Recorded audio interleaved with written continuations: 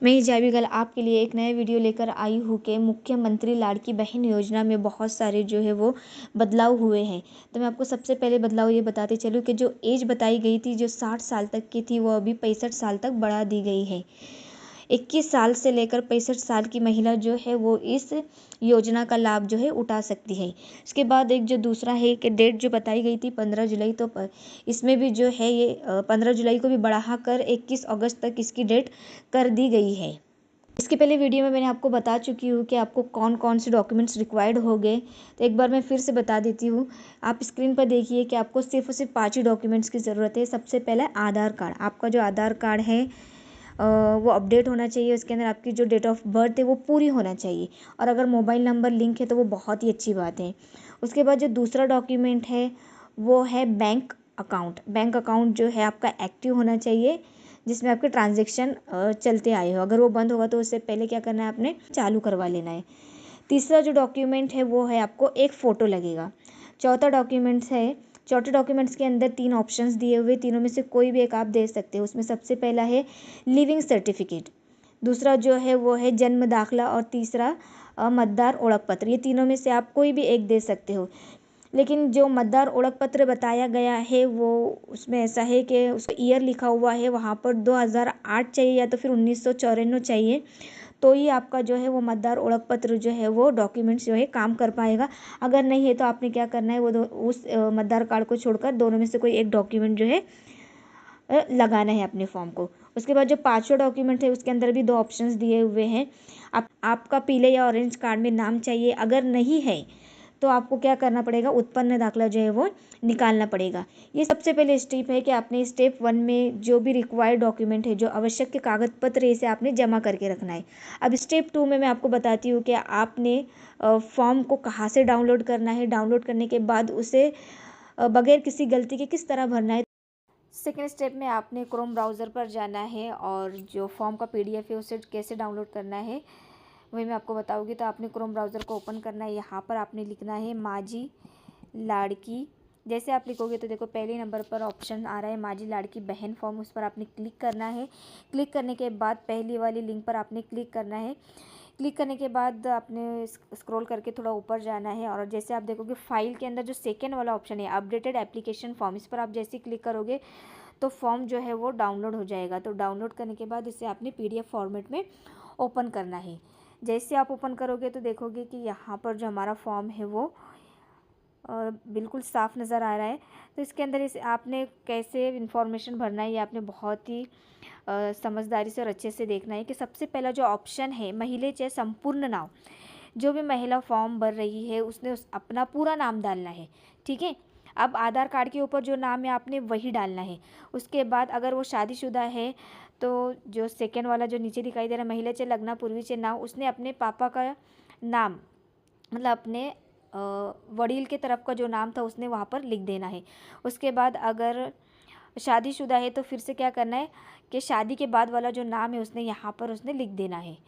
ये तो विवाहित के लिए है। अगर कोई अविवाहित है तो अविवाहित के लिए क्या करना है, महिलेचे संपूर्ण नाव आ जाएगा जो आधार कार्ड पे उसके पापा के साथ लगा हुआ आपने वो डाल देना है, और महिलेचे लग्नापूर्वीचे नाव ये तो भी ये पापा के साथ वाला ही नाम आएगा, और ये लग्नाचे नंतरचे नाव जो है उधर आपने क्या कर देना है, डैश कर देना है। उसके बाद आपने सेकेंड वाले पॉइंट पर आना है। वहाँ पर आपने जन्म दिनांक डालना है, डेट ऑफ बर्थ लिखना है। तो इसके अंदर आपने सबसे पहले क्या करना है कि दिनांक लिखना है, फिर महीना लिखना है, फिर वर्ष लिखना है। तो अब यहाँ पर आप जो डेट डालोगे, डेट ऑफ बर्थ डालोगे, तो ये आपने आधार कार्ड की नहीं लिखना है। अगर आपने LC या बर्थ सर्टिफिकेट लगाई है तो अपने LC या बर्थ सर्टिफिकेट की यहाँ पर जो है डेट मेंशन करना है, और अगर नहीं लगाई है तो फिर जो आधार कार्ड के ऊपर है आप वो लिख सकते हो। उसके बाद जो है तीसरा पॉइंट कि जो अर्ज़दार है उसका पूरा एड्रेस आपने लिखना है। अर्ज़दार का आपने पूरा एड्रेस लिखना है यहाँ पर, और वो जहाँ कहीं भी रहता है तो वहाँ पर ग्राम पंचायत है या नगर पंचायत है या नगर पालिका है, आपने यहाँ पर उसे लिख देना है। फिर वो जहाँ कहीं भी रहते हैं आप वहाँ का आपने पिन कोड लिख देना है। चौथा ऑप्शन है जन्माचे ठिकान, कि आपका जन्म कहाँ हुआ है, तो वहाँ पर आपने शहर का नाम लिख देना है। शहर, गांव, तालुका, जिला और राज्य आपने लिख देना है। उसके बाद जो पांचवा पॉइंट है वो है मोबाइल नंबर। मोबाइल नंबर आपने ऐसा मोबाइल नंबर देना है जो हमेशा चालू रहता है, ताकि अगर फॉर्म भरने के टाइम पर OTP आता है तो आप तुरंत उसे दे सको। उसके बाद जो छठा पॉइंट है वो है आधार क्रमांक। आधार कार्ड के ऊपर जो 12 डिजिट आते हैं उसे आपने यहाँ पर लिख देना है। उसके बाद सातवां जो पॉइंट है, अपने पति का जो ठिकान है, जन्म ठिकान, पति से जन्म ठिकान जो कहीं भी है तो यहाँ पर आपने उनका गांव शहर लिख देना है, तालुका लिख देना है, जिला लिख देना है और राज्य लिख देना है। उसके बाद आप आठवां जो पॉइंट देख रहे हो उसके अंदर ऐसा लिखा हुआ है कि जो महिला ये फॉर्म भर रही है तो वो किसी और योजना का लाभ ले रही है क्या। अगर ले रही है तो आपने यस करना है और अगर नहीं ले रही है तो आपने नो करना है। उसके बाद आप नौवां पॉइंट देख रहे हो कि वैवाहिक स्थिति, तो यहाँ पर अगर शादीशुदा है तो यह विवाहित लिखना है, अगर शादीशुदा नहीं है तो अविवाहित लिखना है, विधवा है तो विधवा लिखना है। ठीक है, और जो भी ऑप्शन आप लिखते हो उसके ऊपर आपने राइट मार्क कर देना है। उसके बाद जो 10वां ऑप्शन है यहाँ पर आपकी पूरी बैंक की डिटेल आएगी, तो बैंक का पूरा नाम आएगा, जो भी आपके बैंक है, जैसे यूनियन बैंक या फिर स्टेट भारतीय बैंक ऑफ इंडिया या भारतीय बैंक, तो आपने पूरा इसे यहाँ पर लिख देना है। उसके बाद यहाँ पर आपके बैंक पासबुक के ऊपर जो नाम लिखा हुआ है वही आपने देखकर मराठी में लिख देना है।